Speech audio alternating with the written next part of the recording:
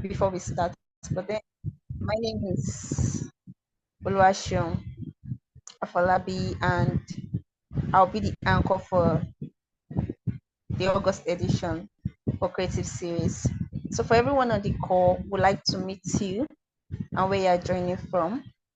I'm Oluwaseun, like I said earlier, and I'm joining from Ile-Ife. I'm a geography student. So thank you for joining. For everyone joining, please, we'd love to meet you and where you are joining from. Thank you.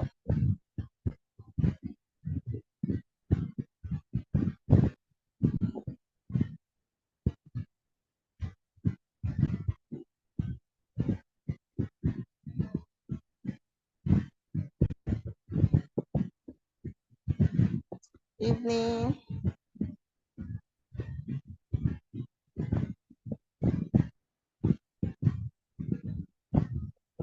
Thank you so much, Oluwafemi, for joining. Thank you, Ayoife, for joining.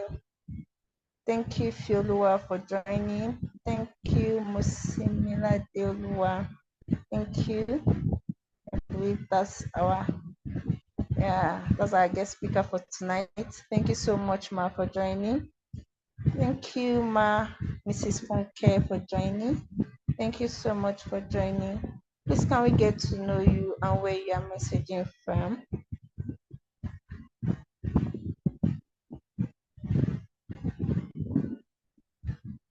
Okay, good evening, Ife. Ife saying good evening. She's Ife from Lagos. Thank you so much, Ife. Thank you for joining Creative Series August edition.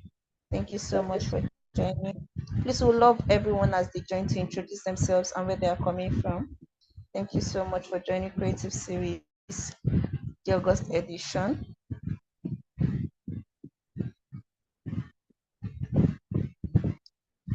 So for Creative Series August edition, we'll actually be talking about broadcast journalists. Yeah, I'm sure. Yeah, broadcast journalism. I think that's our guest speaker. That's what she does. So basically, we'll be learning so much more from her tonight, Miss MosinmiladeOluwa, Soremekun. Yes, we'll be learning so much from her tonight. Please, as you're joining, we'd love you to introduce yourself and where you're joining from. Thank you.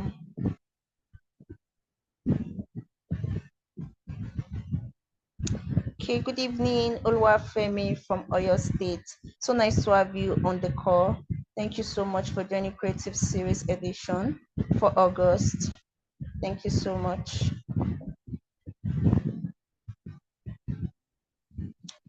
Thank you. Good evening, Anolua for Soremekun. Thank you so much. Okay, it's joining from Ibadan. Thank you so much for joining Creative Series edition. Thank you so much for joining from all the way from Ibadan. Thank you so much.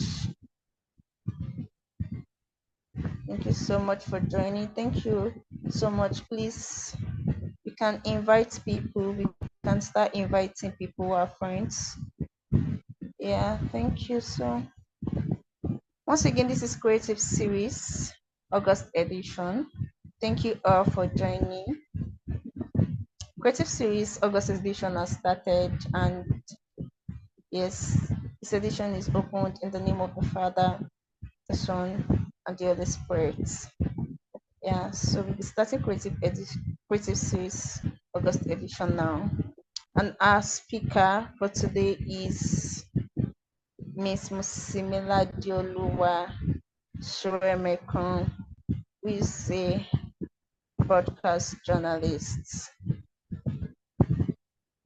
Is a broadcast journalist. Thank you all. Thank you so much for joining.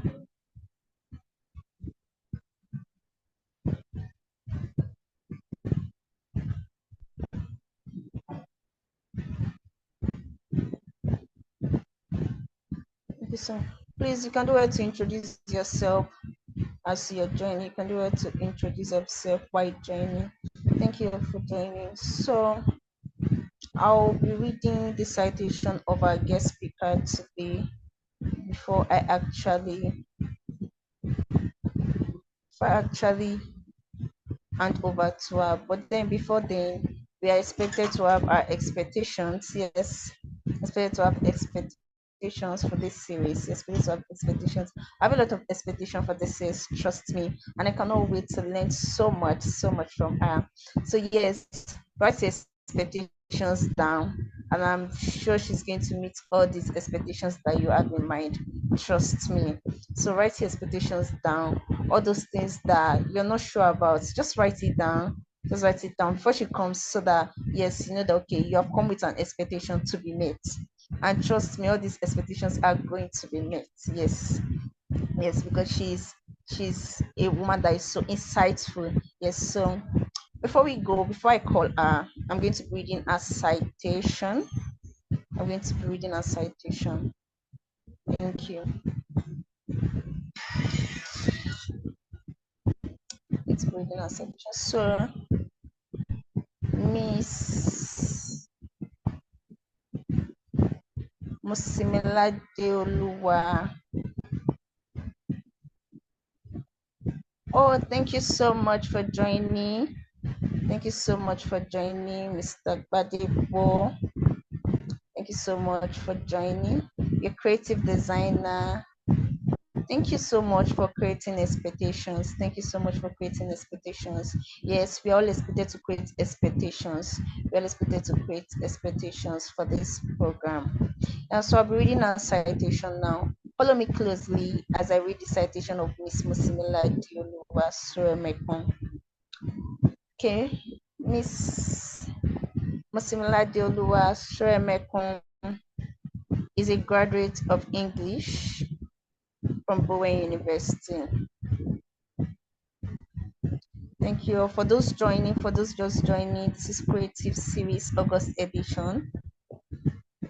Thank you so much for joining.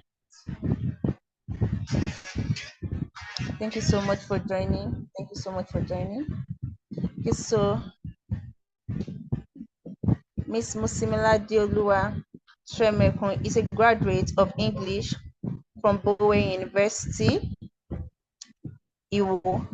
She started a career in journalism during her service year at the Broadcasting Corporation of Oyo State, BCOS, where she eventually worked for 6 years as a news reporter, a news editor, and a newscaster.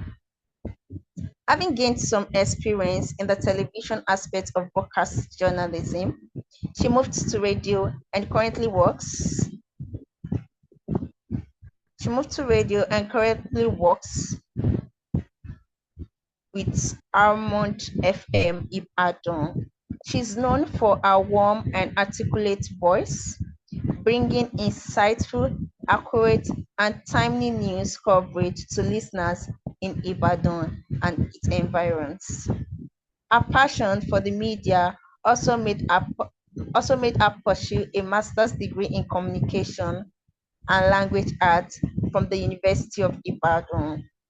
Outside of the newsroom, MosinmiladeOluwa serves in the various leadership capacities where she has gained people skills, learned resilience, as well as dedication to duty. MosinmiladeOluwa is a purpose-driven young lady committed to being the fragrance of Christ wherever she is. Now, it's so good to have you, Miss MosinmiladeOluwa Soremekun. So good to have you tonight. And we look forward to gaining so much from you on this program tonight. So much. Of course, everyone is with an expectation. Trust me. I on I as a person I have so much expectations. Yes, I have so much expectations. I want to learn a lot about what it takes actually to be in the field of news. Yes, to be in the field of journalism as a whole, what it takes, what it entails. So I'm sure everyone's expectation is going to be met, and we cannot wait to hear so much from you tonight. We cannot wait to hear and gain so much from that tonight. So thank you so much, Matt. Thank you for being here. Yes, thank you for being here. I think I'm speaking for everyone. Thank you so much for being here. Thank you, Ma. So, Ma, Miss MosinmiladeOluwa Soremekun. Please, ma. We'd love to have you now. Thank you. Thank you so much. Good evening, everybody. Can everybody hear me? Just to confirm.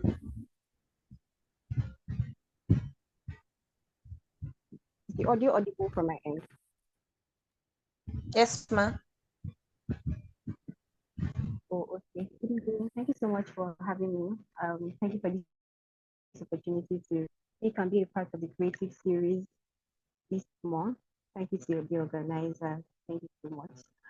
Okay, so behind the mic is the topic I was given to speak about. I think I'll just like, okay, so yeah, I've been introduced. MosinmiladeOluwa. I currently work with one FM background. So I'll just like to start by giving a brief into my career as a journalist and how I got here, how it all started. So I studied English in school, just like you heard already. If there's any point when we can't hear me, probably the network gets messy or something, please just indicate so that we can just know what to do from that. Thank you. So like it was said already, I studied English in school and during my undergraduate days. And the thing with studying English, many people just think, oh, you're studying English and you're going to end up a teacher, or you just want to do something in relation to teaching. But for me, I really did not even have passion for teaching because I always say something. I do not like to talk. And I feel like teachers always have to talk. Like, I feel like they can't do without talking like that. I'm not just a talking person, but I mean, see who's in the broadcast world right now. Anyway, so doing English for the aim of teaching was not really like my thing. Meanwhile, in my undergraduate days, I discovered that I had this passion for editing, write-ups, stories, anything around me. So I'm the kind of person that could just look at a publication. I mean, something that is written. It could be a billboard, it could be a book, something that is just very, very random. Most times it could be as little as a handbill. And I just look at it and I'm trying to look at correcting the errors already immediately or trying to see how that thing could have been written better. So that's me being more of like a writing person than even a speaking person. So I had this thing for editing. And before I knew it, even my friends back then in school would give me write-ups. They randomly used to write um, those things. They used to write little short stories, their thoughts and stuff. And so they'll give it to me and they say, please help me look through this. Let me fix. So I'll edit it and also try to improve on it just to make the whole story or whatever it is that is written, trying to make it look better. Okay. So then I would edit it and then I'll just try to, make it look better and possibly have the write-ups, have a little bit of touch-up that make it look more interesting. So yeah, for me, that was my passion in English. That was what I really thought I wanted to do. I just wanted to venture into editing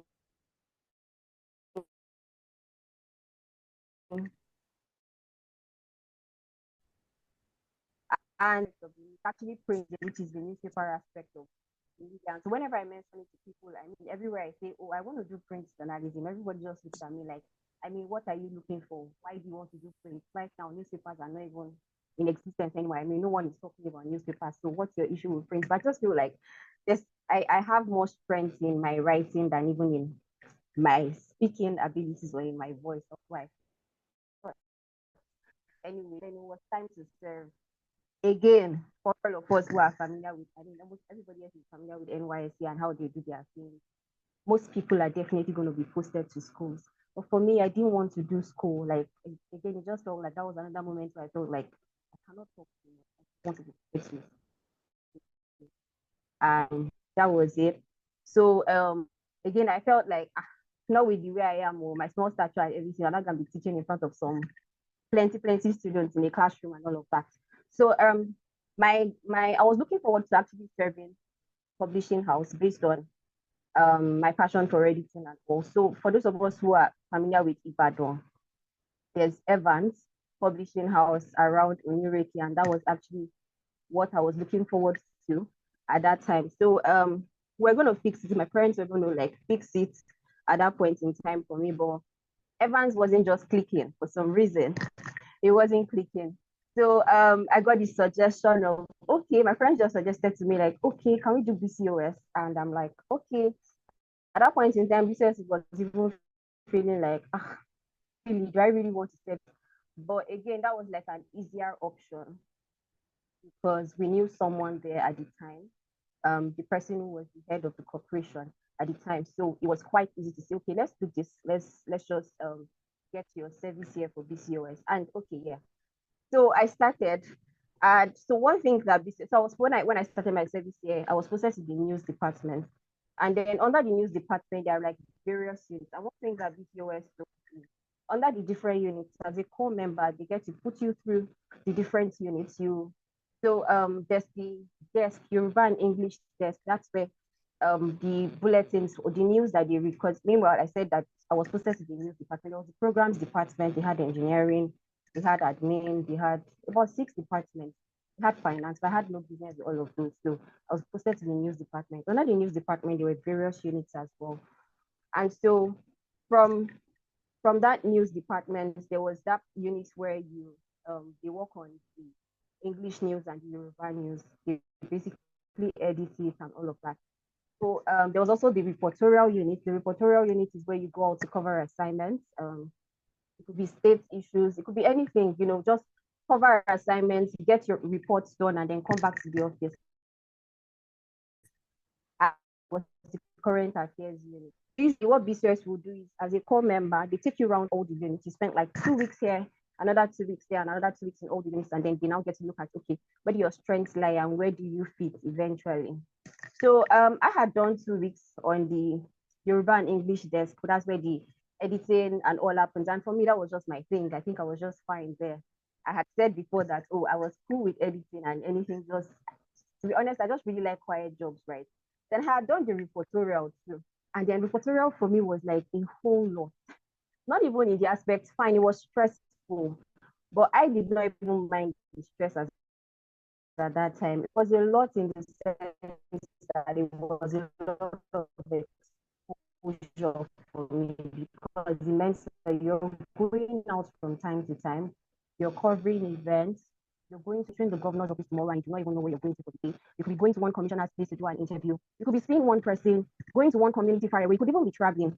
So it was a whole lot of exposure for me. And based on my own personality and the kind of person that I am, basically, I'm not the whole going out person. I just didn't exactly like the exposure of the unit at the time. And so I went to my director and I told her that, Ma, please, I thought it was even time for me to leave the unit, like, because based on the 2 weeks orientation here and there, that we were supposed to do, I thought I had done 2 weeks and I was done. Like, can I just go back to the desk, like TV, radio desk, where I just work on the news and stuff? And so I went to meet my director and I told her that, Ma, I don't think I want to be in the reportorial unit. I just want to go back to the desk. And she was like, okay, I think I've studied you. You're on the quiet side. It's fine if that's what you want.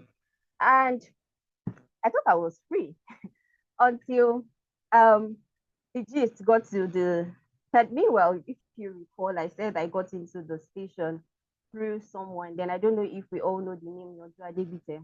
He's a household name in the broadcast industry. Yeah.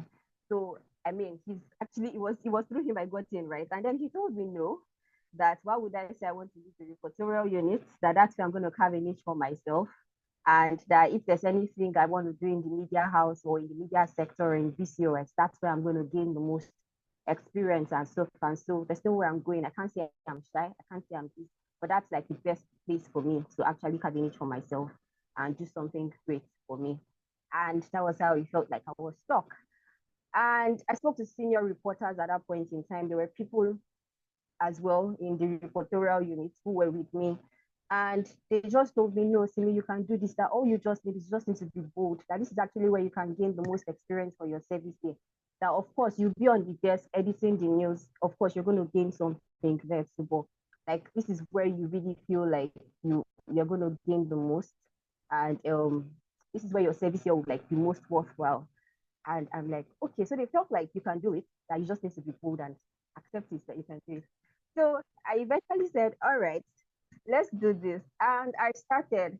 And funnily, around that period was when I got the consciousness of this scripture in my heart, where Paul said, your grace is all I need, for your strength is made perfect in my weakness. from that period, that had just been the anchor scripture of my entire journey because I felt like I was actually too weak for the job. I think I was, yes, I mean, blank, like, so I really, frankly, I really felt I was too weak for the job. I felt like this whole reporterial thing is not for me. I cannot find myself going from place to place. Every day I'm going out, meeting with people. Like, this is not even my personality. I'm so shy. I don't like to talk to people. I just do not like to be out there. I don't like to be in that space. So I honestly just felt I was too weak for that for the job, and every other thing was not just for me. But once that scripture came around that period, it's something that I've just held on to all through this while. And then, it's like one thing that, it says, your grace is all I need, for your strength is made perfect in my weakness, right? So I thought I was weak, but God was saying that his strength is made perfect in my own weakness. And I've seen that happen like all along. So me saying that I thought that job was not for me, I mean, I've actually seen God's strength all through because before I knew it, I was growing into the job. I was learning and I was taking on new tasks and responsibilities, even things I thought I could never do. This was me now. We now ended up covering fire incidents, covering things that I did not even know that I could step into these places. I could do these things. I could travel to cover assignments on my own. I was just, I just grew into it and I was just fine. And just like that scripture says, it says, your grace is all I need. And that's one thing that I've just held on to. I mean, God's grace has actually been everything that I needed. So yes, that was how I started. I started to cover assignments. Okay, so let me tell you just a bit about this whole reporterial thing. Like I said before, you go out to cover assignments based on what your boss has assigned to you. So it could be a slated assignment, it could be an event, possibly something that has been paid for. Possibly the station has been invited to could be a state thing, or your state government is launching something, something, something, and they need the press. Okay, you're going there to report it, and you have to take it from the state government angle because we're working with the states. Of course, this year was the state government thing. Outside of the state government, it could be any other NGO organization that has something that they are doing. You're also going there and you're going to cover it. So what that required is once you're coming back, your work does not end right there on the field. You're coming back to write a story or a commentary or report on that event that you covered. And then you get to the office, you voice the reports, the scripts that you've written, you voice it, and then you now go to the editing process, start matching the visuals with your voice. Right. So again, that was very stressful because of some days on not even some days, many days you go out and you do not know when you're going to return. So there was no closing time. You're just going out and you're coming in at whatever. You cannot even make plans for your life. That's the amazing thing. You cannot guarantee that, oh, today I'm going to be out of work by 4 p.m. Nah. You could not even say anything like that because whatever you're assigned for the day, you do not really know until that day that this is where you're going to be. And you don't know when that assignment that's given to you is going to end. So that just stop. Like your days are just given to the job. That's just it. Your days, everything that you do is just given to the job. So you're coming back and then you're now waiting on editing process. So sometimes you're even editing your work or getting your reports done till airtime. News was 7 p.m. as at that time. So sometimes you're trying to ensure, and of course, the goal of everything that you do for the day is that your work goes on the news, like for the day. So you can't say, oh, I've gone for a report and my work is not going to be used until next week, except it's a peculiar issue. You are doing a long-term report. For instance, you might be doing a report on out of school children, which I've done before. You might, let's say the federal government is saying something about the number of out of school children in your state having increased. And so in that kind of situation, you have to go out, take stock of the number of children who are beggars on the road, number of children.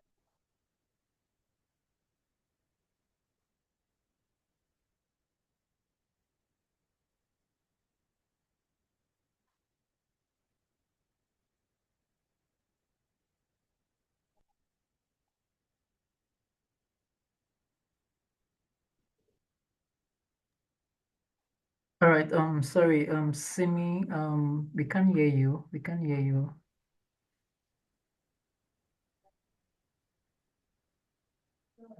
We can't hear you, please.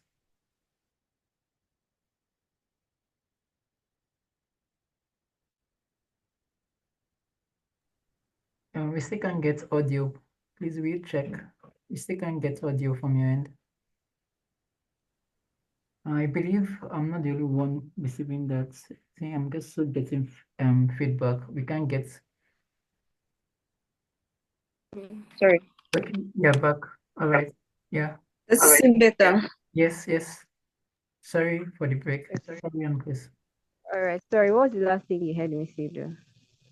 We're still sharing your story about, coming back from the reports and all. That's where we Okay. end. Okay, so let me just, I don't know. I hope I'll just try to repeat a few things. So I was saying that the ultimate goal is that whatever you do for the day goes on the news that same day, except it's term reports that would take you a few days. I was talking about how, for instance, giving the example of you could be given an assignment to do on out of school children in Oyo State, possibly the federal government or some NGO somewhere has said, oh, the number of out of school children in Oyo State have increased, right? And so in that kind of situation, it means that I'm going out with my cameraman and the driver to take shots of out of school children. That means that I'm going to be looking at child beggars, children on the streets who are begging, or child hawkers, or the ones who are just in the markets with their parents and they are just there. So when they're supposed to be in school. So that's like a long-term report because I might not see all of them at once in one day.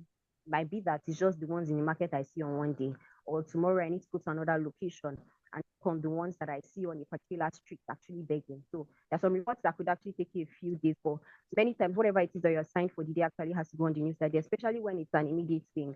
For instance, the federal government might have just declared something. Um, Federal governments could just, you could see something in the newspaper one day and they say, oh, federal government has said no more buying of fuel inside kegs. Like we're seeing something like that recently, and you want to get the reaction of people on the streets about it. Now that kind of thing is immediate because it was in the newspaper today, right? So you have to get people's opinion. He has to be used on the news for that night. So for certain reports, it doesn't make sense that it's used the following day. So yeah, I was just trying to emphasize that that your report goes on the news. So yeah, it was a pretty stressful um job. I mean, it's something that requires a lot of time. It would be really strenuous and all of that. So yes, I did that consistently, having to see that okay, your reports are done, you're doing reports on different things, share reports, interviewing people, going out to cover things. I mean, as assigned by my supervisor at work. And before I knew it, I realized that people were calling my parents to be saying, oh, we just heard Simi on TV. Oh, we just heard Simi. Oh, this, oh, that. And shortly after, um, it just happened that even at church, people were saying, oh, we heard you. And I mean, in a very short while, my second name became BCOS at church and in certain places because people already identified you with what you were doing and people identified you with the job.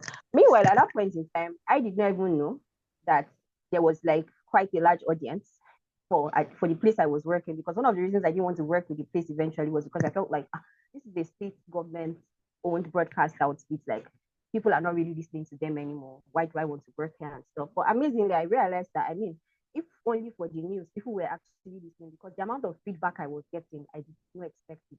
The fact that people were calling my parents. Sorry, can anybody still hear me? Yes, we can, please. Oh, so the amount of times I was getting that, oh, we just heard me, oh, we just heard you. And amazingly, even till now, till today, I still introduce myself in certain places. And people look and they're like, oh, you're the one. Oh, I've heard that name. Even while reporting sometimes, because most times it's not my face that you see, just my voice that you hear if you're a reporter. Okay, I forgot to mention that broadcast journalism could be in three phases. You could be a newscaster, you could be a presenter, and you could also be a reporter. For me, I've been a newscaster, I've been a reporter, I've done a bit of a reporter. You basically coming back to tell us the story on air. So what people is, oh, our reporter must here's our report. So they just hear your name and they hear you. While reporting, sometimes I introduce myself to certain persons and they're like, oh, you're the one. I'm like, okay. But now I still like get it sometimes because you just randomly introduce yourself and some people think, you're the one. There's this example. I went to a camp sometime, a church camp. The camp, somebody came to me, one of the priests, the chaplains at the camp, came to me and said, okay, Simi, we would like you to do this. Go and talk to people and get their camp experience. We're going to do a video recording to get their camp experience. He just told me 1 minute, and I understood the assignments because it felt like okay. I didn't even know why he came to me. Well, maybe I know why, because it felt like he was within my line of work. So at the end of the camp, he just came to me and said to me, "Go and talk to people. Let's hear their camp experience." And I went and I started. So I already grabbed the gist. So the moment I heard him say what he wanted, as much as I felt like, oh, I don't want to do this, I don't want to bring in my work into this, but I just said, okay, let's do this. So I went and there was camera and I went to start saying, okay, today is day 3 of so camp. We've been here since 2 days ago and it's been a very interesting experience. We'd like to talk to people right now.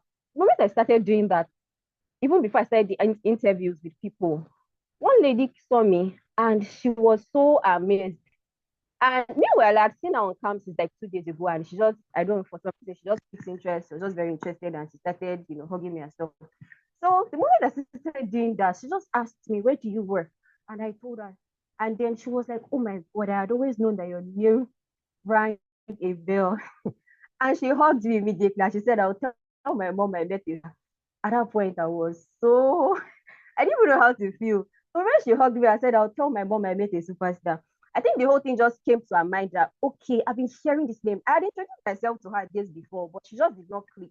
But the moment she saw me doing what I was doing, she just put it all together that, oh my God, this is like a TV person that I know. I mean, it's not that serious because even me, sometimes I'm like, okay, like, let's calm down. I'm never in channel yet. I'm never in TV. It's the moment that people just suddenly recognize you or recognize your name. Sometimes it's so amazing. But again, that's what broadcast media does to you. So that's a bit of my background.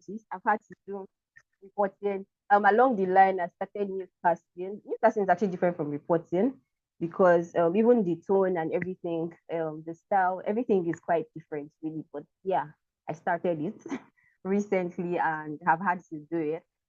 So that was how we got into this. And I was at PCOS from 2018 till I left early this year for the radio station where I am right now. So one thing I'll just say about being a broadcaster is it requires passion, it requires courage and determination. So others can be informed by telling me, oh, so you can do this, you can stay in the reportorial unit.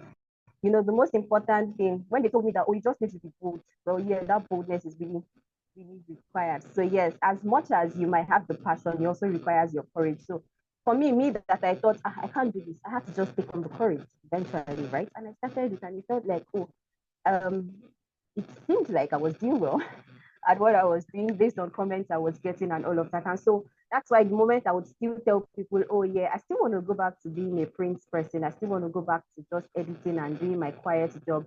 Not this one that puts you out there and your name is everywhere already and everybody just kind of knows you and stuff. I'm like, I still want to go back. And people think it's so strange. Like, okay, so what's going to happen? Why do you want to go back? Like, because people just feel like, oh, you're doing well with what you're doing already. So yeah, but for me, I still like my quiet jobs.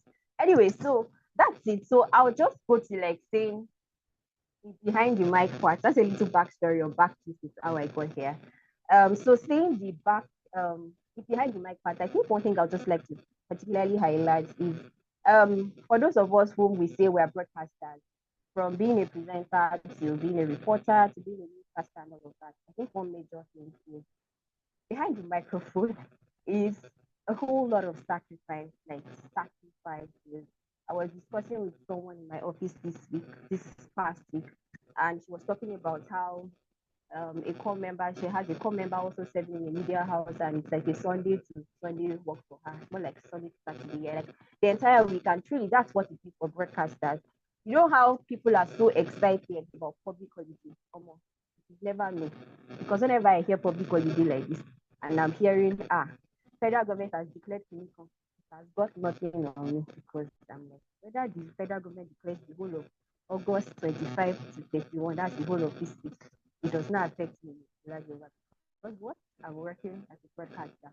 Because again, what you're told is no matter what it is, whether there's holidays here or there's holiday there, your TV is still going to work, right? People are even going to, during that holiday, people need to watch their TV or listen to their radio.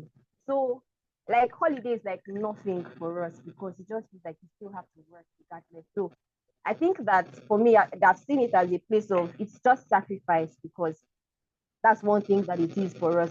And that's how many people, for me, that's okay. Say I'm even still in my parents' house, I'm not married yet, and all of that. So it's not even, but sometimes when I look at people in the broadcast industry and they're married, I'm like, hey, God, it's a lot, though.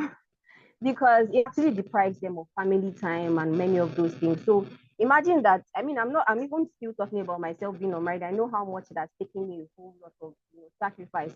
I basically even use it as an excuse to tell people, oh no, I can't go out. Or people are asking, oh, can we stay on this day? Can we sleep for this? It's like a major excuse for me because my Saturdays have been, so it has not been, it's a thing where I've not really seen my weekends are just they're never really weekends because work can come up at any time, right? So you know how we also say, oh, Christmas is the most wonderful time of the year. I've had to give up my Christmas just to be at work.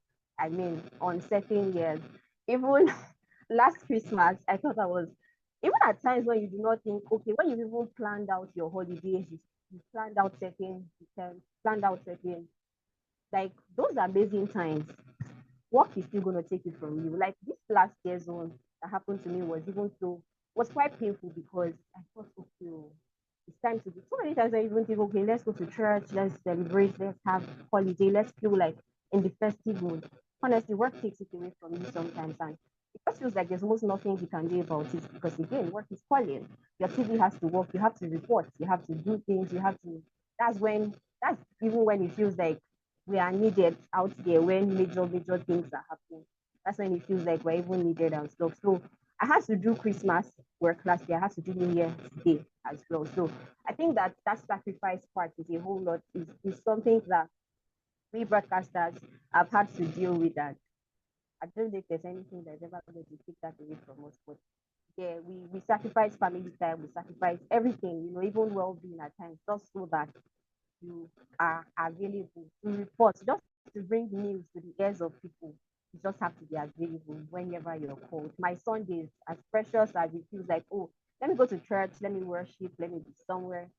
Sometimes work just takes everything from me, and so you're just fully giving to the job. I think that's one thing that happens, just letting go of every other thing and saying, focus on this job and sacrificing every other thing just to bring news to the ears of people and bring people. Then there's also the part of um, learning and unlearning. Behind the microphone, we just a lot of times we seem like okay, oh, we know it all. We sound so sweet. We are deep. We can always feel like you're talking to a radio person or you're talking to a TV person and they're sounding so right or sounding so perfect in your ears.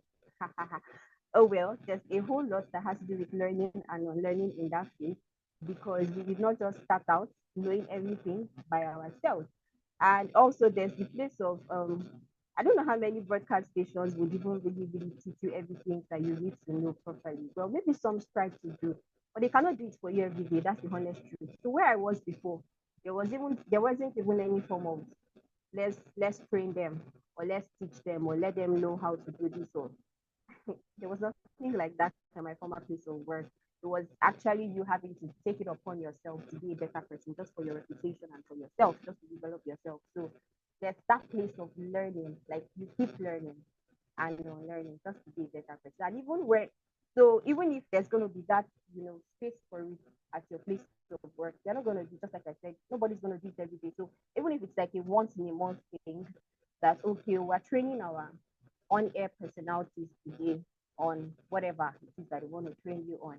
Within that space of 4 weeks where there's no training, are you going to be going on air to just talk and so we actually get to do a lot of training on our own just to know that okay, um I think just to know that okay, I think I'm trying to be a better person regardless because it wasn't just all of a sudden that we also got to know that oh, the word that we call privacy is actually not privacy but privacy. The word that we think is adolescent is adolescent. The word that is YACHT, which we would normally call as yacht, is actually yacht. Many of those words we also did not know it overnight. We also had to train ourselves to know those words. So we had to unlearn and put it in our heads to say, it is not privacy, it's privacy, or it is yours, or many of those random words. I can never even exhaust them right now. But yeah, so many things. Even the PSCHE, which we think is cachet, is cash. So we also just had to learn.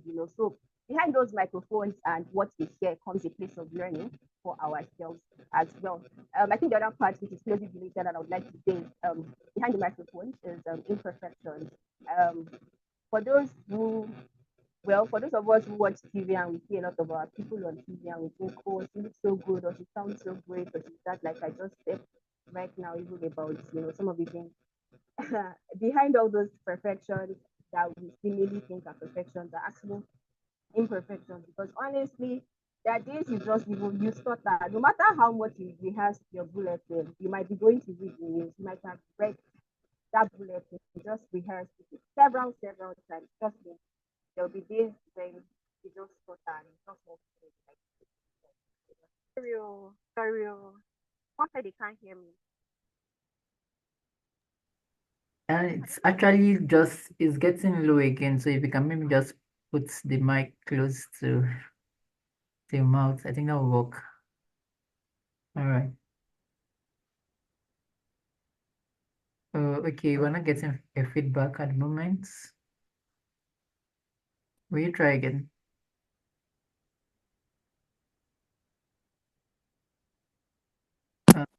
Okay, you're back. Does it sound better? Can you hear me? Yeah, very loud and clear. Thank you. Glory to Jesus. Okay, so I was talking about the imperfections that come with saying that we're on your personalities and we seem so perfect to people. We just feel like we're sounding so right. To be honest, beyond all the sounding so right, it's not. We're not all put together on some days. Some days that we do not even feel like talking. Like we just want to do it and that's all, and just leave the studio, leave the microphone and leave everything. So it's never so perfect. That is, like I was saying before, that is just stutter. No matter how much you rehearse, you will still get there and still stutter. It just does not flow so well on certain days. So yes, that happens. It's not. And some days when you don't even feel like using your voice is not voicing. I don't know, for some of us, I don't know if we've ever felt like on some days, I just want to be quiet. Like, I'm not even interested in talking so much. But no, radio and TV will make you talk. Being a broadcaster is going to make you talk. So sometimes, even as much as you even feel like, okay, oh yeah, let me manage and talk. Your voice just feels like your voice is not having it, or the voice is not voicing for that day or something. But amazingly, I mean, we go on air and it sounds all put together, and somebody's even telling you, but your news went well today, but something went well today, but even you deep down, you know that I wasn't feeling like it today. So yeah, a couple of imperfections that happen behind the mic, behind the scenes, but I mean, just the fact that it feels like we're made for it already, or we've been put into that position to do it, then I think that things just go well eventually. And also there's this part that we all know about already. Behind your mic is a lot of risk here and there, just to bring news to the ears of people or more. There's a lot that goes down there, especially with being a reporter. For me, I would use examples of me saying, I had covered fire incidents, I was covering the news during COVID, I was covering during even NSAS protests and all of those things. And I mean, how risky is that, right? The fact that your life is like out there. I remember, I mean, your boss sends you out to go do all of these things, right? And deep down, trust me, there are fears, there are emotions, right? Like, okay, how do I do this? But again, you're gonna do this just for the sake that there are people waiting out there. I remember I had to cover there was something that happened in Ibadan sometime. There was a clash between Hausa and Yoruba community in Shasha, and I was asked to go cover it. And in that kind of situation, it was quite violent, really. They were throwing, I cannot really remember. Thank you, Jesus. I cannot remember so much, but yeah, there was quite some violence. And sometimes most times, the one thing that happens with some of us is the moment that they even see the media, it feels like it poses as more risk for you, because when some things are happening, some people do not even want to see the media. But again, you're coming around with a cameraman. you're also coming around in a car that has like a media sticker, whatever your media house name is, that has a sticker. And so they already see you, or you're holding a microphone or something. So you're already A to Z, a journalist. Some people do not want to see that because it's more reason for them to fight with you. So there are a lot of risks involved. But again, a lot of times we let go of the risks just to ensure that, oh, we're coming back to bring the gist back to people. Because, I mean, if something major had happened in town during the day, people are going to turn on their TVs by night just to hear highlights of what happened later in the day. And, you know, for us, we usually make this joke in the broadcast, in the newsroom many times, that bad news is good news. Because, to be honest, what people want to hear is, there was an armed robbery case in something area of Ibadan today, or there was a fight somewhere, you know. All those things that are like bad things are what actually make the news. And so when reporters have to be at the front line of those things, like, we do not have a choice, right? We just have to be at the front line because people are waiting to hear about it. So you just have to be there just to ensure that, okay, we're bringing back the gist for people. And then even if you had some certain sort of emotions during the day while you were trying to do your thing, whether it was a fire incident, of course, we had to be careful. Nobody's saying, oh, you're going there. We know that, oh, some people have lost their lives in the midst of some of those things or something. But at the same time, there's that place of being careful. So even if, oh, you've had your fears or emotions at some points, when you were eventually reporting it, how many people know that you had such emotions? Yeah, reporting it already, and you know, you're just fine, and you're even feeling good with yourself that, okay, I did that report. I mean, it came out good, it went well, and you know, you have some things to bring back to members of the public to hear. So putting yourself in between the risks of going out, I mean, like I said, COVID-19 had happened. You had to be there. You had to keep reporting and going out, even in the midst of COVID. I didn't have any break throughout COVID. I think I was always out there and stuff, like almost all through that period. So it meant nothing to us because we just had to be there to report. Yes. So in the midst of everything, I would say that some lessons that I have learned so far, I think one major thing that I have learned is resilience in the midst of everything.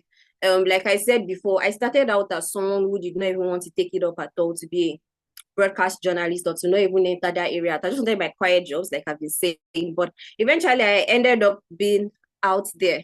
So, but for me right now, it just feels like I've put myself through a lot.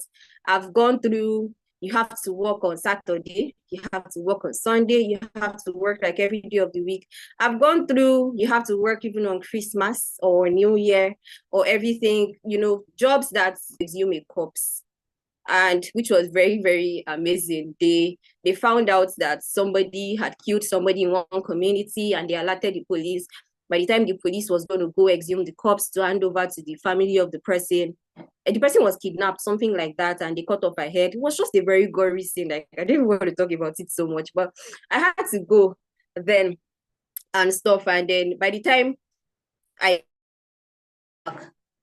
it was looking so strange. So, you know, it was many times when I even remember, because there's even a particular air freshener right now that whenever I perceive that air freshener, I have memories of that scene, of that incident, because as they were exhuming the corpse of the woman who was kidnapped and all of that, and she was eventually buried, that was what they were spraying. So it just brings me memories. So the point is, because I've gone through all of that, I think it has just given me some sort of resilient spirit, because there's almost nothing that feels like a big deal for me right now. Like, I feel like it almost feels like, what place of work can I go into? And it feels like it's so much, because many times we know 9 to 5, like as normal jobs, like 9 a.m. to 5 p.m. But if I've gone through jobs that do not even end at 5 p.m., sometimes I'm at work till like 7 a.m., 7 p.m., still editing my work to be used on the news. I mean, news is on, right? But there's a lot of pressure for me to ensure that this is my work has to be in the news tonight. So I'm in the office from morning till like 7 p.m., 7:30. So it just feels like, okay, so I'm taking on a job right now that ends at 4 p.m., 5 p.m. Not a big deal, right? So I think one major thing is that just taught me resilience, like I said. It has helped me to understand that, okay, I mean, if I could go through all of this, if I could see that, oh, I was at the forefront, I've been able to do this, travel today. You can travel today, travel tomorrow, go to another place tomorrow. It's like nothing. So I think it has just made me stronger, to be very honest. And that would take me to the next point of also saying that it has changed my orientation about certain things. For most of us would recall there was supposed to be a protest in town. August 1 to 10, like early this month, the End Bad Governance protest. Now, for many people, people came with some sort of apprehension about the protest that time. People were so apprehensive, thinking that what's going to happen, things were going to turn out bad in Nigeria. It was going to be this, the protest was going to be hijacked. Of course, it was normal to have those fears, but in the midst of everything, for some reason, I was not even particularly scared. I was not disturbed. Like, what happened? I was so undisturbed. Like, so, because I felt like, okay, me that I've gone through NSAS in 2020 and I still had to go out and report. That time, people were talking to me, chatting with me, this recent protest, and we're saying, you're still going to work. And I'm like, I don't understand. I have to go to work because I don't have an excuse for not even going to work. As I'm going to work, my boss had even texted me like the day before the morning and say, as you're coming to work this morning, observe the situation on your way. Let's know what security situation is. Let's know if markets are open. So everywhere you are, you're still being a reporter so that you're coming back to write news on even the situation, on everything around. So for me, I think it has just made me like a stronger person somehow, changed my orientation about certain things, because the moment everybody is scared here and you're being apprehensive about certain things, I just feel like, see, maybe it's this my own journalism life that has made me to not be too scared about certain things. But yes, I think that's one lesson. It probably has just made me stronger or grow some thicker skin somehow. I think one other thing that it has taught me is it has made me to not be afraid to take on new tasks. To be honest, being a journalist has come with its own, I feel like every day, in fact, you're doing something new. Like every day you're doing so, especially as a reporter. So today you could be doing a report, just like I said before, out of school children. Eventually you might end up speaking to an educationist to address the situation or something. Tomorrow you might have to be a doctor. Whether you might not even be a reporter, you could be a presenter. So presenters, radio, TV, whatever, they treat different topics every day, right? So it could be a situation whereby today we're treating there's a new disease, mpox. I don't know if many of us have been hearing about mpox virus. That's one thing, one global virus thing that is also being talked about right now. So today they might be discussing mpox. Tomorrow they might be saying President Tinubu has declared something again. So you're taking on new tasks every day, and it's really never easy. One thing that was particularly a challenge for me was doing reports on economy. They were so annoying and very stressful because I never really wanted to have anything to do with finance. But the moment you wake up one day, you see something in the newspaper about Nigeria's debt profile has hit 1.7 trillion naira. You have to do a report on it. And your boss says, we need to talk about this. Nigeria's debt profile cannot hit 200 and something trillion naira, and CBN is owing this and Keniko is owing this. We have to talk about. So that means you're going to talk to finance analysts. So you could be a finance analyst today, be a health practitioner tomorrow, be an educationist the following day. So to be honest, new tax has always been the thing. So I think that just also taught me that I shouldn't be afraid. I mean, I've learned not to be afraid to take on new things. So whenever there's a new challenge in front of me, I've learned to just embrace it, because as much as I feel scared initially, like, how do I do this report? I don't like anything on finance. I don't like anything on economy. Eventually you have to do it, right? So you have to get understanding of what that thing is, and you do it, and your report has to make sense at the end of the day. So yeah, that's like one major lesson, not being afraid to take on new tasks. So I think I've spent quite a lot of time. I'll be rounding up right now, but before I round up, I think one last thing I'll just like to say is for anybody who might be venturing or looking to okay, so very quickly, I'll just talk about opportunities based on this. We've talked about many things behind the mic, the risks involved and all of that, lessons learned. Opportunities there really might also be, I'll say that one major opportunity is that you get to meet people, which is like a plus for us right now in like these recent times. You get to meet people whom you do not even know. They might be like important people today, and some other times they might not be so like big people, but they'll be big people tomorrow, if you get what I mean. I remember I went to cover one event sometime, and I had to do an interview with the man. It was a political person in Oyo State then, quite all right. And after the event, one of the PAs came to me and dropped his number and maybe just mentioned I could reach out if I needed anything. Even though for me, I'm really, some of them do not do it for the right intentions. Some of them do it for the right intentions, whatever. But for me, I'm not even one to particularly start reaching out to anybody. Anyways, this man eventually became a minister in the Buhari administration. And it felt like, this man that dropped his number for me, I mean, he's now a minister. How? But again, not like I even ever made use of the opportunity, like to even reach out to him. I just was not interested. But yeah, you get to meet people. There's the opportunity to meet people for people who can leverage on it, on the relationship, and ensure that they're not just doing interviews with people, they're not just going out to cover events, they can also leverage on it. I mean, for the right reasons, emphasis on for the right reasons, just to keep a relationship. So you get to meet people, honestly. It makes you well connected. I think that's one major opportunity. I think another thing is also that sometimes you are also open to opportunities, like things that you do not even know that you could do before. I don't know if we know that many people who are OAPs also end up doing MC jobs. Yes, MC job basically. I don't know if many of us are familiar, but I know many of them. I've worked with many of them, and you realize that most Yoruba presenters, they do Yoruba MCing effortlessly without any issue. English presenters too can also easily do MCing. Or so you realize that. So personally, me, and of course that brings in some extra cash for them. But for me, I've not even done anything commercial. But I realized that my name is being mentioned when it's time to, okay, we need someone to anchor a program, or we need somebody to anchor a panel session, or to even be a red carpet host. And sometimes I'm like, where is my name coming from? Why is everybody mentioning my name? But I just feel like you can do it based on your background or based on what you do. So people suddenly feel like you can. I remember when I was asked to be red carpet host for an event, it was a music group, and they reached out to me and said they would like me to be. At first, I felt like a John coming, like, how? Why do you want me to do this? And they felt like, no, it's not a big deal because we think you can do it and stuff. And by the time I actually started preparing, I accepted it. I started preparing to do it. I realized that, okay, this thing is actually a big deal. I mean, this is very close to what I do at work. Like, just so yeah, things that you do not think that you could do before. The fact that you're already a broadcaster just puts you in positions to do certain things effortlessly, really. And if you want to make some cash from it, I mean, why not? As long as you maintain professionalism in everything that you do. So to wrap this up, things to take note of when people have to do like this, you want to venture into this area, you think that, I think it's something I want to explore. Why not? I think one first thing is be willing to learn.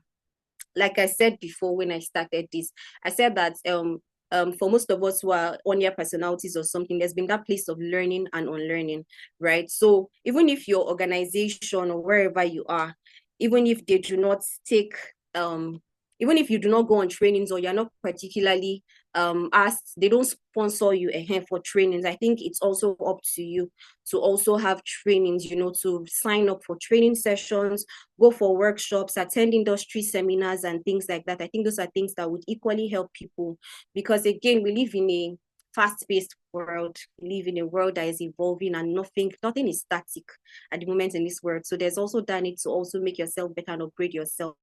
So yeah, be willing to learn. Continuous learning and adaptation is very important. If you think that, you want to be a broadcaster, I usually there are like two sets of people in this broadcast industry. There are people who they've loved radio, they've loved talking, they've always had a passion for it, and they just feel like, okay, yes, I really want to talk on radio, I really want to be a TV person, I want to be a presenter. That does it for them, and they followed that path, decided to study mass communication and all of that. I mean, those ones, fine, that works for them. They started to follow, they had the passion, and they decided to follow the path. There are some others who they probably didn't even study mass communication, but they had that passion. I know people like them. I've worked with them. There was even someone that they used to call Medicaster, where I used to work before, because he was a medical doctor, but then he liked TV and radio, so he started broadcast and stuff. There's also the other set of people who maybe they just got into the broadcast world by chance. Like possibly I did IT and I just decided to follow I did IT in a media house and I decided to follow the path. My point is, for both sides, whether you have had a passion for broadcast or for journalism from the beginning, or you entered into journalism by chance, there's that need to actually keep learning. There's that need to, for some persons, you might having role models works for them, maybe, but continuous learning is very important, because even for Ross, for me, I'm advised to keep watching TV. watch other channels, watch how they do it, listen to other presenters, watch how this person does it, just so that you can get something, you can also be better, in one way or the other. So it's being an on-air personality actually requires both innate talents and cultivated skills. So beyond the skills, beyond the fact that, I think I have the talent, I think I can speak properly, I think I'm good with this or with that, it actually requires cultivated skills. So which means that you need to consciously get yourself some skills to be better. So yeah, be willing to learn.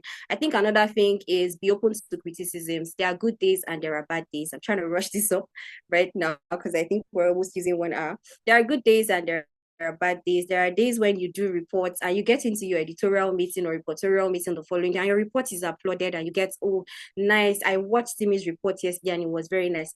Trust me, it does not mean that you're going to keep getting the, nice reports all through the week. You could get nice reports 2 times in a week and get, something was wrong with your report yesterday, So criticisms are like very, very important. I feel like they help us to grow, really. I mean, for everybody, but really as a broadcaster, I feel like no matter how good you are self, you still get times when you are called to say, this your report could have been better if you had balanced it. For instance, you could be doing a report on maybe some persons in a certain community in Oyo State and that the government took their land for whatever reason, the government wants to make use of the land, and then they're protesting. And so you go to the community and you want to talk to them and you find out, okay, what's your grouse? What exactly is this? What's your message to your state government and all of that? Now you have heard from them. So it goes into the news or to the media, but it might not be a balanced report if I have not spoken to Oyo State government to hear their side of the story. So that way, if I do such report and I go back to my office and I say, I've spoken to them in the community,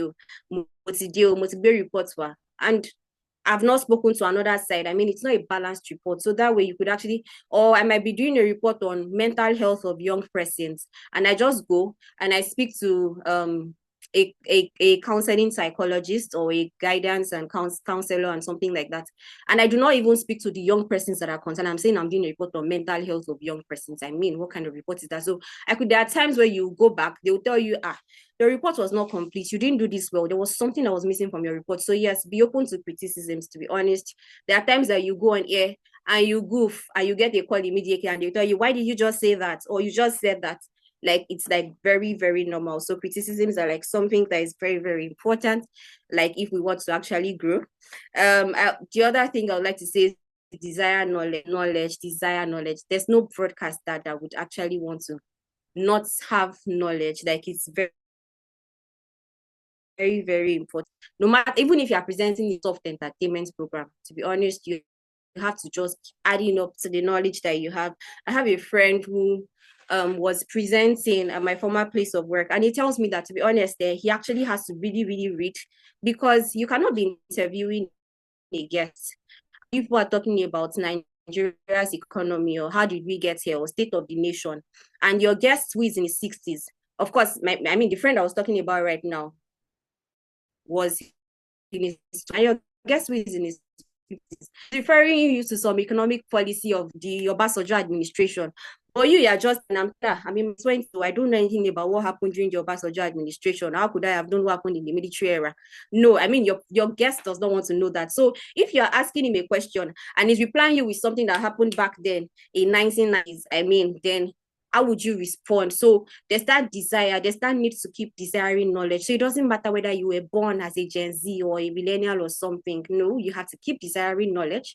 You need to keep reading about everything and everything. So just like I said before, that today I could be a finance analyst by talking about Nigeria's debt profile. Tomorrow I could be a medical person by talking about Mpox, which is trending right now. So yes, it's like a very big deal. Like, you just need to know a little about everything, like here and there. Tomorrow I could be going to talk about agri, talking about the current farming season. Now that it's raining, what does it mean for farmers? So I have to just know everything. So yeah, desire knowledge is like very, very important. Another thing is be creative.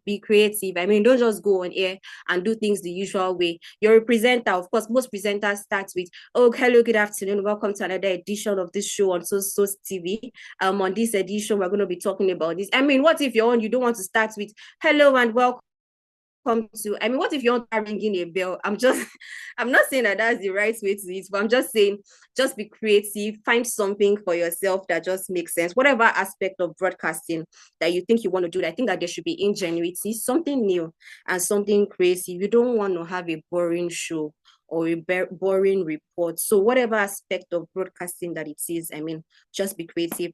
And lastly, I'll just say find yourself a niche. Like I mean, whatever it is, whatever strengths you think you have. There are some broadcasters that would actually require that, okay, I'm coming to give them that's, you know, you present yourself, you present whatever it is that you want. Some radio houses or TV stations would not give you a show. They would require that you are the one to present yourself, to present something to them. So, you know, whatever it is, from, you know, talk shows, music countdowns, just find something that you think you're good at and that would make you stand out as a broadcaster. So some people are known for even just their music thing that they do on radio. Some people are known for their teens programs. If it's about talking about kids or having programs for kids or teens, I mean, if that's what you think you're definitely is going to make you stand out on air, just find it. I mean, if it's talking about farmers or just bringing new things for farmers every week, just find yourself that niche and it's going to make sense. Let me just wrap up with this. Get yourself a purpose, know your purpose. Like, I think that's one major thing. Have a purpose for yourself, discover your purpose. Really, I think that's one thing that's very important for us. Many times we just do things and we do not actually know, what way we want to. Purpose is like very important. Once you discover purpose, I think that every other thing would most likely fall in for us. Thank you so much. I think I'm done. Thank you.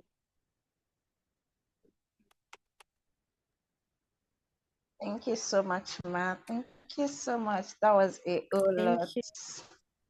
I'm sorry, I used like almost 1 hour. But yeah, Thank thank you you. so much. That was so insightful. That was a whole lot. Trust me. Thank you so much. Okay, before Thank we go you. to question and answer session, Thank you. I'll be doing a quick summary. So please get your questions ready. Yes, get your questions ready. Get your questions ready so that she can answer. Get your questions ready. But then I'll be okay. I also have questions, by the way. I have questions. But then I'll be doing a summary of everything that she had said so far. Yes, of course, some things shocked me. Some things shocked me. I was in awe of some stuffs. Like when you said there was no break, like there's no break, most especially the Christmas and the New Year aspects. Oh, the Lord is your strength. Thank you so much, Ma. So I'll be doing a quick summary. And yeah, I think, okay, to start with, I think the first thing when you were telling us about your journey per se was that need for a God factor. Yes, there was that need for a God factor. The verse you got actually led you to do greater achievements. Yes, that verse that you followed actually made you go far much more. And I think thank you so Yeah. much for that, actually. Thank you so much for that, actually. So yeah, okay, I think I will ask my question, then do the summary. So every other person will ask their questions and then you can answer once and for all, like that. Is that okay with you, ma? All right. Yeah, that's fine. Thank you. Okay. Yeah. Okay, ma. So yeah, my questions are, is there a specific skill like someone has to have to venture into broadcast journalism per se? And yeah, you studied English in a way, actually, due to probably my brain, I don't know. But in a way, I feel like it's related to journalism per se when you do English, when we of English, okay, art. Now, somebody like me that did geography and wants to venture into journalism, like, how do I do it? Like, to make it easier, Now, I'm Okay. sure in English, probably you're taught some stuff that actually requires journalism a bit. But then, geography, there was nothing like that, nothing related to journalism as a also.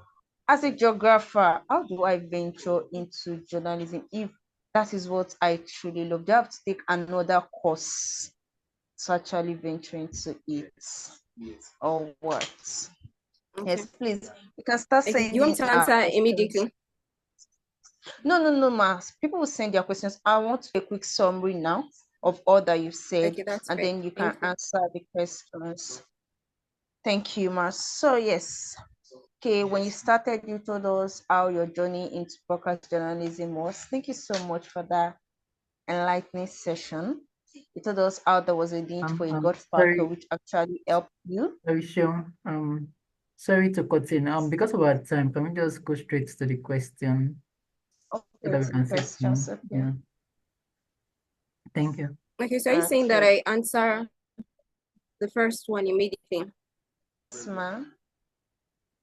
Okay, so you said, is there a specific skill to go into journalism?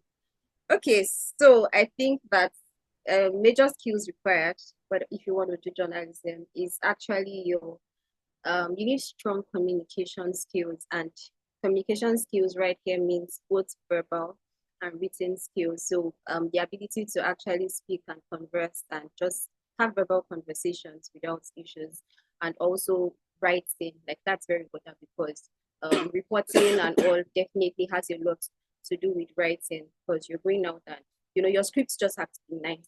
And also, yeah, strong communication skills very important. You mentioned that, oh, for someone who did geography, it's not new. Like I said before, I've worked with certain people who did nothing in line with journalism. They didn't do mass communication or any communication related courses. At my current place of work, I have someone who did something engineering related. I mentioned the person was a medical doctor, and eventually, so my point is, fine, you can actually come. I mean, for people that they can actually go and start journalism. However, it's not usually too nice until you take up a course. I mean, nobody is really going to stop you from handling the microphone, really, as long as you can talk. Let me say it like that. But again, just because you don't just go on air and just talk, there's being a broadcaster also means that we have checks and stuff. So it means that there's NBC, the National Broadcasting Commission. So by the time you go on air and you say something wrong, so it means that there are rules and regulations before you just jump on holding or grabbing your microphone and just talking. Beyond just being a presenter, although even presenters that handle radio shows, or sorry, music programs, or I think that's like the softest thing you can do on radio or TV, handling music shows or any random entertainment program. All of them, trust me, there could be things that you do that could, give you a query or something, because again, NBC is monitoring. So there are certain things, there are rules, there are things you should not say, there are things that you should say, there are ways to doing things. So that's why it's actually important. Before you know it, if you do something wrong, it could land you a fine. Not, and unfortunately, it will be for your station. So it's your station that's going to have to pay the fine. The fine will be slammed on your station and all, and of course, it's going to affect your image as well. So while it's possible that whether you studied geography or you studied anything, you can actually become a broadcaster. It also makes sense that you go through some sort of training. So I know there's this thing called International Institute of Journalism, NIJ, IIJ. They're just like diploma courses or things that one can run, just so that you have just so that you are aware of the professionalism involved and you're not just going on air just like that. So it makes more sense to go through some training or go through a course in journalism before you actually say you're doing it. I think that answers it. And yeah, along with your communication skills, written and verbal. I hope that answers it. Yes, ma. Thank you so much. Thank you so much, ma.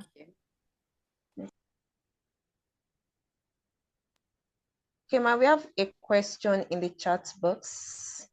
Okay. We have a question in the chat box. It says, these days, people, especially the younger generations, don't listen to news or watch TV. What's the effect of that on broadcasters and broadcasting at large? People these days, people do not listen. Yes, Like young we are not. people or people Yes, generally. younger generation, we are not Younger interested generation are not to interested. listen to news or watch TV. Yeah. Okay. Now, what's the effect of that on broadcasters and broadcasting at large? Well, so that's something that we are also aware of. But again, I think that what it means for us is it's also a way for us to be more creative and to improve on what we're doing. I think that these days there's no radio station that wants to just radio or TV station that wants to say that, oh, our focus is on older generation or our programs are based on 60 and above or 40 and above. No, nobody wants to do that. So I think that's the what it means for us is that we are also working on, having content that would also draw the young audience, the younger audience to us or to our space. Do you understand what I'm trying to say? So we're not we are obvious we have that fact, right? And what for us, what we're just working in line to do is that everybody is just also consciously trying to be better and trying to see that, okay, we're drawing this younger audience to us by having content that they can relate to. I think that's it. Thank you so much, Ma. Thank you, Ma. I guess that's answer. Okay, there's another question, Ma. And this Okay. one goes this. It said you mentioned that you have to sacrifice a lot of your time for the job. How do Yeah. you then balance work life and your social or family life? Well, that's a whole lot, which I'm still trying to balance because social life, I don't know if I have.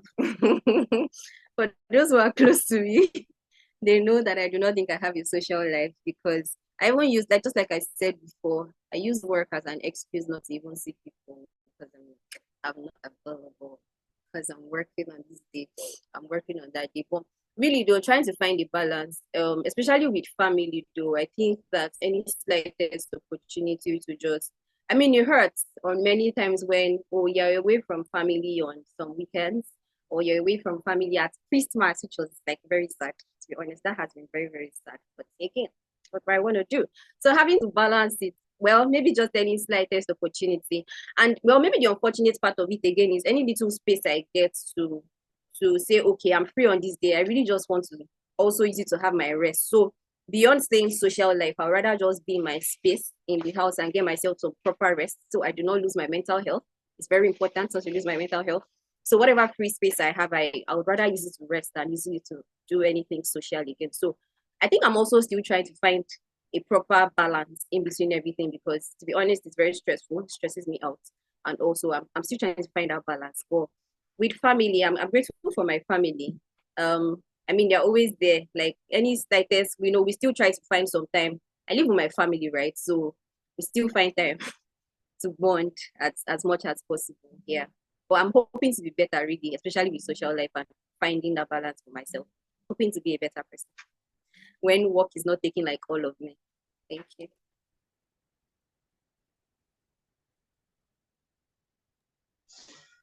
Okay, Ma. Thank you. Thank you. Okay, let's see if I have other questions. Okay, yes, somebody wants to use the microphone. Yes, you can.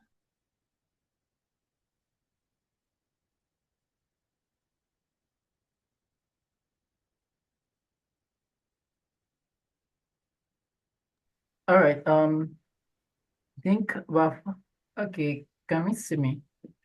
Right. Sim, good to Yes. see you again. Yeah. Thank you. Yep. All right. So I have a question also, and we're really pressed for time, and just have a quick recap after that. So thank you for everything you've said. It's been quite an enlightening one, like I said. So for broadcast journalism, so is there like a peak? Is there something to aspire to? I think there was the part you were saying you have the newscasters, you have the presenters, and you have the reporters, and also, but is there like what's the peak that once you've gotten here, there's no, I don't know, like maybe for those lecturing now, you probably want to talk about being a professor, an emeritus professor or something. So for journalism or for this sector, what's like the peak that you can aspire to become? Okay, so well, I think that there's a point where people do not exactly go on air. Again, not because, oh, I'm too good to go on air, but I think that's, well, in this my sector, maybe you can just become a boss and you're placed as like a general manager or maybe head of station or something. And so you can actually be recommended as, or being able to handle or head this station because of your work experiences or things that you've done right wherever you've been. So I think that really, when you get to that point where you could say, they could say, okay, oh, this person can head the station or something like that. I think that that really does it to some extent, really. But again, it does not also come with age. Let me say it doesn't come with age. We have people who are in their 60s are still going on radio. We have people that are almost 70 are still going on radio and still doing really great. But um, as long as you already have a good track record of things that you've done well, and then you could possibly just head a certain department or say, oh, this person can be placed to actually head the entire station. I think that like does it. That does it. Oh, okay, all right. Thank you. That was a good one. Thank you. All right, over to you, Sean. Yeah, thank you so much. I guess all our questions have been answered. Yeah, I have a question. Good evening. Okay, Good good evening. evening. Yes, thank you, ma, for the session.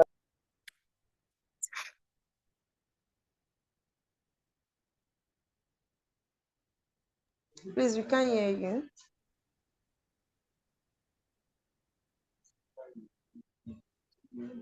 Okay, I guess our network is not good. Okay, so thank you so much, ma. Thank you so much, Miss MosinmiladeOluwa Soremekun. It was great having you. It was great having you. Thank you so Thank much. you. Thank Thank you you, so sir. much for the nice session.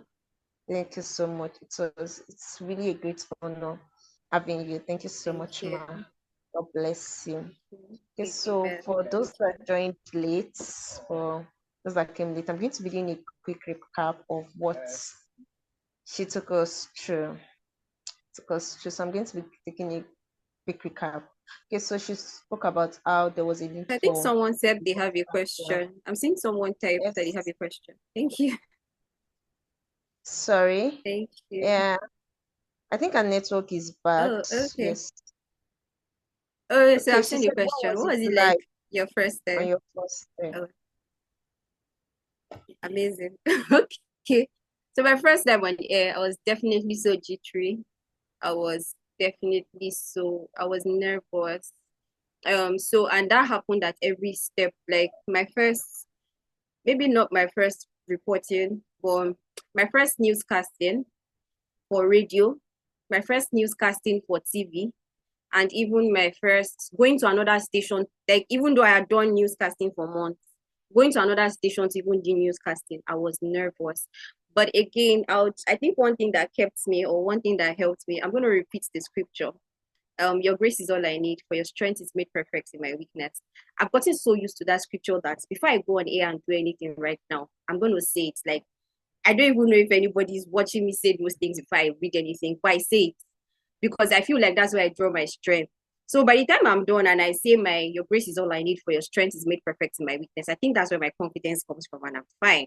And I say that scripture, I say not by power, not by my might, but by the Spirit of God. And I also say your God's power at work in me is able to do exceedingly abundantly above all that I can ever ask or think. So to just answer the question, honestly, I remember that my first newscasting self on radio, I did it. I was so nervous. And by the time I was done, my boss called, like one of my bosses, and she said, Sima, I listened to you.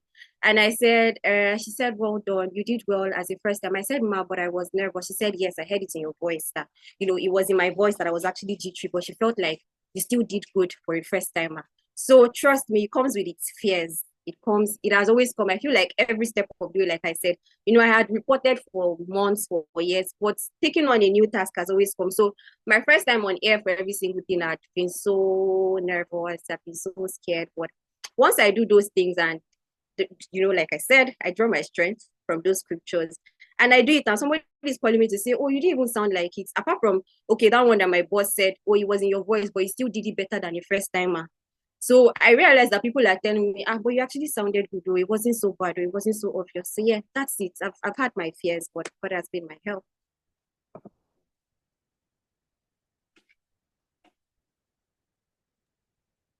Okay, thank you so much, ma. Thank you so much, ma. Okay. So can you differentiate between newscasting and reporting? Okay, I think she mentioned that. She mentioned that our newscasting. Okay, I think I'll say that in the recap. Nick, I'll say that in the recap. Thank you so much. Okay. Okay. Now, please, can you answer this last question? So, please, this is going to be the last question. How easy was it for you to get a job? I have the answer is just the one sentence. Somebody say grace, grace, Oreo Fesha.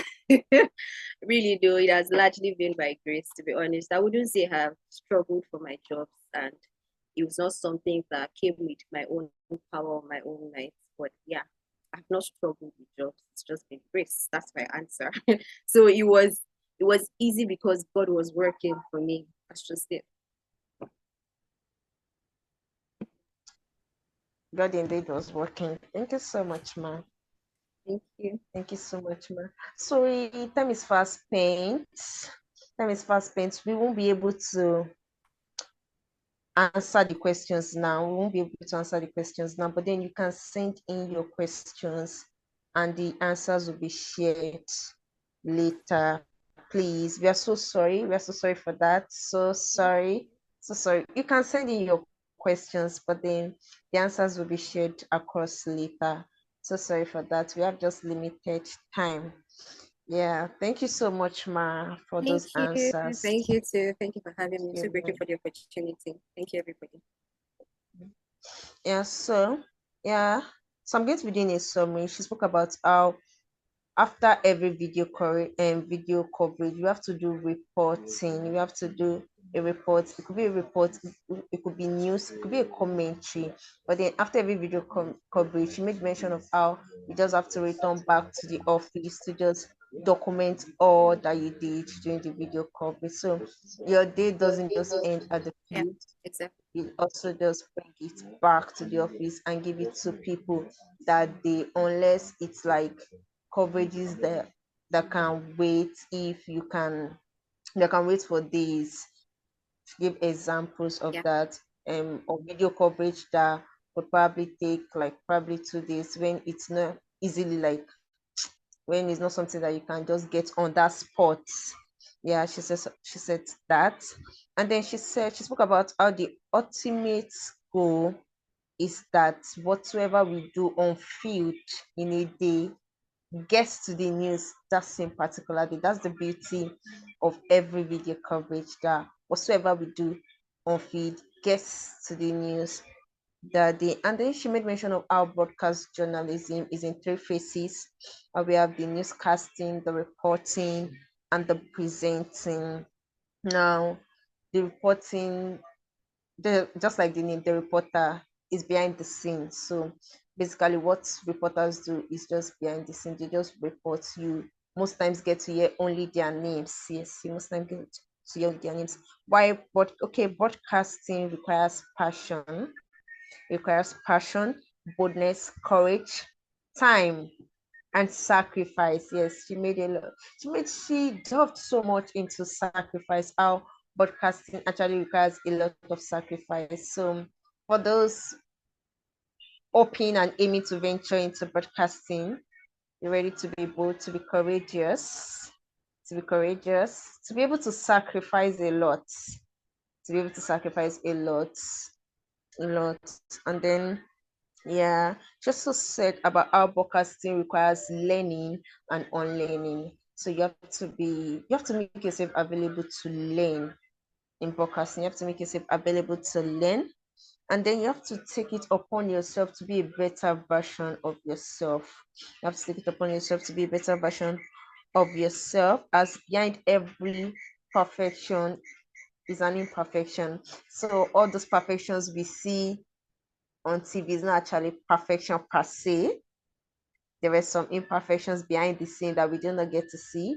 There were fears that we do not get to see, but then still it came out perfect. So behind every perfection, there was obviously an imperfection. And then yes, she also made mention of how there are a lot of risks that goes into this job. Yes, a lot of risks go into it. And then yes, she told us about the lessons that she had learned, how she has learned to be resilient. She has learned to be resilient and take charge. And then she also told us about opportunities, how we get to meet people, and then we just leverage on so many connections that are good for us, and we're able to do certain things effortlessly. So thank you so much, Ma. But then before we end this session, I'll be inviting the host, convener, Mr. Alexander Soremekun. Yes, so we'll just have just like 2 minutes. We'll just give us some brief words. Yes. So over to you, sir, Mr. Alex. Yeah, thank you once again, Shion. Simi, thank you so much for that session. I'm glad, we could have you. I knew that this month was quite a tight one for you, and I'm glad you could, make time to be here. Thank you so much. So I just want to do a quick vote of thanks and gladly to our speaker. Sorry, can you hear me? Okay. Yes, I can. I've just seen someone say we've not answered her questions, but I guess she can just reach out to me later. Yes, yes, yes. He So or she, yes. okay, so actually coming to that, so we have persons that have been saying they want to connect. So we're going to seek your consent, and whatever we discuss, we'll get back to attendees. So thank you so much for making our time. This month I know was quite a busy month for you, and I'm so glad you could have this. And I mean, seeing everything you touched on tonight was quite great. I was saying as I was going through my notes, as jotting while you were speaking, I was saying that majority of everything you even said, doesn't just even apply. I don't think it applies to broadcast journalism alone. The fact that, the resilience, the, design knowledge, be open to criticism, and, several things you said, I think it can be applied to whatever it is you're doing. So if you really want to be better, all of these things, I think you can even find a place where you can even apply it, to yourself, depending on whatever sector you're working on. So I want to say both of thanks to our speaker, MosinmiladeOluwa, who also happens to be my cousin. Also, thank you so much for making our time. And on the call, just do a quick one. On the call, I can see our speaker's mom, also my big auntie, Mrs. Funke Shuremekun. Thank you for joining in. Ma'am. I can see, okay, okay, 1 minute. Okay, thank you. I can see quite a number of family and friends. Mrs. Toluwa Shuremekun, thank you for joining. Mr. Kunle Shuremekun, guessing that's that. Thank you for joining, sir. My mom is also on the call, Mrs. Victoria Shuremekun. Thank you for joining in, mommy. It's good to have you, and to every other person, family and friends. Thank you. I can see Bukola. I can see okay, I can see some of my team members too. The Rural Boy Ife. I can see Toluwani. Thank you for joining, and also to our anchor for today, person of Oluwaseun. Thank you so much. It's been a great one, and I believe we learned a thing or two. And like we said, if there's anything we need to get back to you, get across back, we'll let you know. So for those asking questions, please send in your questions. For those that want to connect, I have someone that said that they would like to be mentored by you. But we need to do our research to be sure that, okay, what exactly that the person wants, then we'll get back to you. So please just be on the lookout. Once we get back to you, then whatever feedback we will communicate with our attendees. Thank you so much, everyone, for coming. It's a good number. And by the way, I also want to record that this is the highest attendance we've had for creative series since we started, and I think that's a plus. Thank you so much. And yeah, over to you, Shum. Thank you. So okay, over to you, Shum. So I think you can also take your leave we're particularly done, Simi. Thank you. Over to you, Sean. Sorry, so I just want to say thank you as well to Okay. my family. Everybody is right here on this call. I mean, they've been my biggest supporters Yeah, on this I can journey. see everyone. I feel like I've gotten support from them at every point, every step of the way. So thank you so much, my dad, my mom, my brothers, my sisters on this call, everybody. Thank you so much for giving me the support on this whole my broad on this my entire broadcast journey. For people like as in I have people who are not even like family, but they are right here on this call. I'm so grateful. Thank you to everybody who decided to join. As much as I tried to keep this, and I did not share the flyers until like today, but I mean this support means a whole lot. Thank you, everyone. Thank you so much, the organizers of this series. When they told me about it last month, I felt like, oh my gosh, do you really want me to do this? Like, who am I? What do you want me to say? But again, this is me. I mean, I felt like there was something to say, and I'm so grateful. Thank you for the opportunity to be able to speak and to be able to have something to say to you. Thank you to everyone. I really appreciate. Thank you for the attendance. I mean, thank you for listening to me. It means a lot. Thank you so much. I love you all. Thank you. Yeah, thank you. Thank you so much. Over to you, Sean. Thank you so much for attending. Thank you so much for all those that participated in tonight's session. And with that, we've come to the end of Creative Series for the August edition. Thank you so much for joining. Thank you so much. God bless you all. Thank you. Do have a lovely and wonderful night. God bless you. Thank you. All right, thank you everyone for joining. Let's enjoy the rest of our evening. And also, Creative Series is the monthly event, so be on the lookout for the September edition. So God just follow us bless you on too. our Thank social you. media Thank pages. you. Thank you, and let's enjoy the rest of our evening. Thank you, Simi. Thank you, everyone.